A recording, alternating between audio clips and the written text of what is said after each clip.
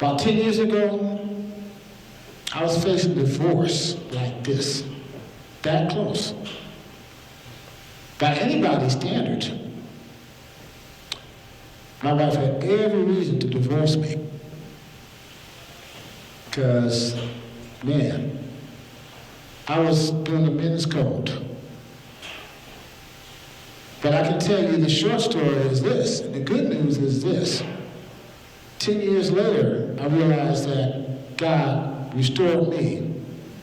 My marriage was restored, fixed, salvaged, so that I could be an example to others on how something broken, someone who's messed up, me, can be fixed, and how a broken marriage, a marriage that's just shattered because of my behavior, can be fixed. Here's what my mission is now, to help men break the cycle of infidelity, giving them the tools to achieve this.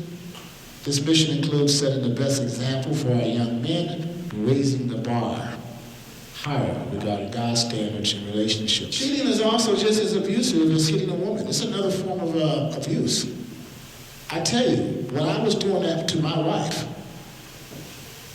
I might as well have stuck a dagger in her heart. It's passed on also cheating from generation to generation. Let me tell you my dad's story about how I got my men's codes, which we're going to talk about, and to illustrate the point of how this passes on from generation to generation.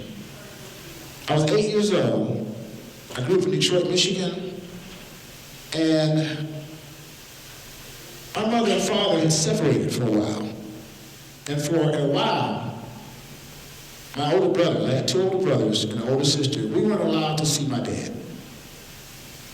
So when those tensions eased up, the first thing my dad wanted to do was get his boys together, 3 boys together. We had no idea we were going to go over his house. And so we came to his house, and he had this huddle, and he was whispering, "Boys, I want to tell you about having sex with a woman." But he actually talked about it in street terms, language that I won't mention here right now.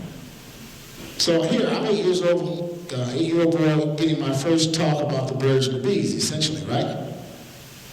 And so as I gleaned from that experience, years later, and being in counseling, one of the things that the counselor asked me to do was to go back and try to think, where did I first get the idea that I can abuse my relationship with my wife? He wanted to help me get to the root of it. So I went all the way back to my father to this time when we had that talk. And what I gleaned was this, that sex was something that was talked about in private. There was nothing spiritually mentioned about it. There was nothing mentioned. My dad didn't mention how to talk to a woman, the consequences of having sex, getting someone pregnant, the responsibilities. It was just strictly a physical kind of thing. The men's code is any reason, rationale, and denial that a man uses to have emotional and sexual relationships with someone other than their wife. That's the main one right there. Any reason. Because it's just wrong. There's a mode of conduct and thought which is counter to God's code regarding relationships and marriage and family. Here's the one I bought into, that having an extramarital affair at any distance from your wife is okay. Man, I tell you, in the entertainment world, that can be no more true. Athletes, you're on the road, you're almost like a Dr. Jekyll, Dr. Hyde. It's one that directs you to lie, be deceptive, and place blame outside of your responsibility. There are misconceptions that are learned from an early age. Key point. I learned mine, I was age 8. They help create baggage that men bring into their marriages and struggle. And the struggle that they have letting go. So let's talk about some major steps for breaking the code. You gotta recognize that you're using the code in some capacity. This includes even looking lustfully at another woman. It's not your wife or girlfriend. Because the deal is this. If the act is bad, cheating, so is the intention. You can't separate the two. A lot of us men say, hey, I'm just looking. I ain't touching. I'm just looking. Truth is, you're going to look long enough, sooner or later, you're going to be touching. Okay? And if you touch in your mind, You know, and you've done it in your heart. Recognize here that this behavior is harmful and is hurtful to your wifely family. God. You hurt people. You know, that's one of the things that really got me when I saw how bad I hurt my wife, is to hear her cry. You got to be willing to stop the behaviors and begin to do whatever is necessary to fight for your family, like what James, my friend, told me. Whatever is necessary. You got to cut off any and all people you've associated with or you're associating with that can lead you back into cheating. You got to cut off everything. You got to call a woman who you had an affair with, call her in front of your wife. And even though you may have called her, you got to let your wife know that you're serious. My wife required me. But again, I was willing to do whatever was necessary. You find an accountability person who you can talk to when this behavior pops up. My accountability person was my counselor.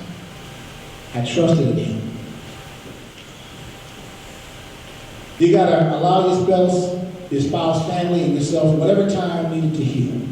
Healing takes a long time. Forgiveness takes a long time. You got to forgive yourself. Get help. Get help. Here's some tools. You know, right now we're talking about tool time. We're talking about tools that can help you or your loved one break the men's code. Because if we can break the men's code, then we can stop the cycle of cheating. And if we can stop the cycle of cheating, we can help better save and maintain our families, right? That's why let's stick with a professional counselor. Immediately, commit right away without hesitation to counseling with your wife. Do it even if your wife refuses to, because it's going to make you better. You got to do it for yourself. Your wife will say, no, I don't believe you.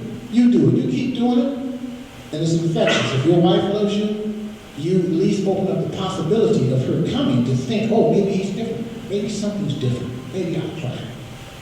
Do it whether or not she does it with you or not.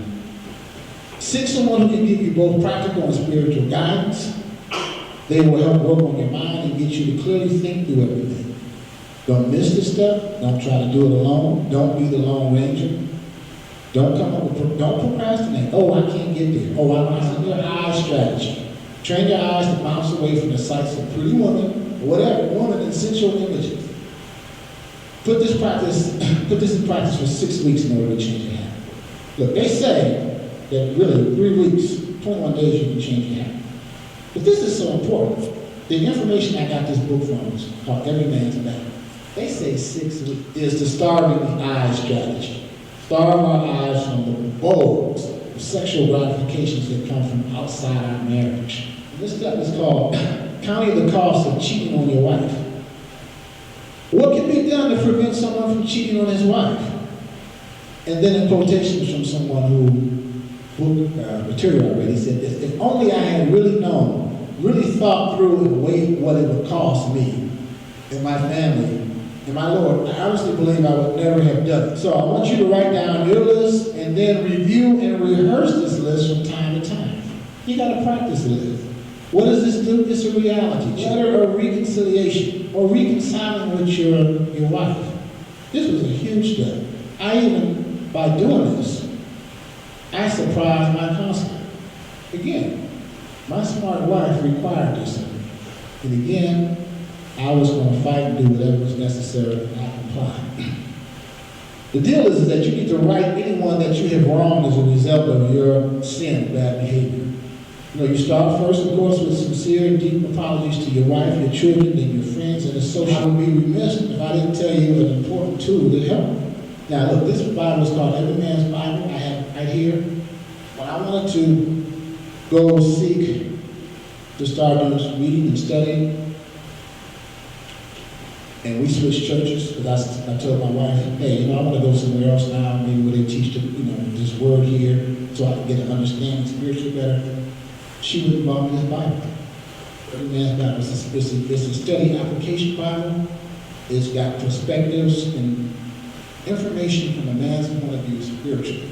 You want to find a good men's group to go to, whether it's a biblical group, find a good positive men's group where you can feel comfortable talking to other men in the same surroundings. It's almost like the Vegas thing. What stays here, what goes on here, doesn't go anywhere.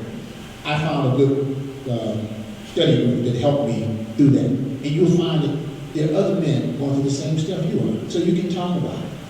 And know that you ain't the only one out there with it. And perhaps what somebody else's experience is can help. Treat your wife with understanding. Hey, it says in the Bible, and I had to learn this, if you don't treat your wife right, God won't answer your prayers. And this was really huge for me, because check this out.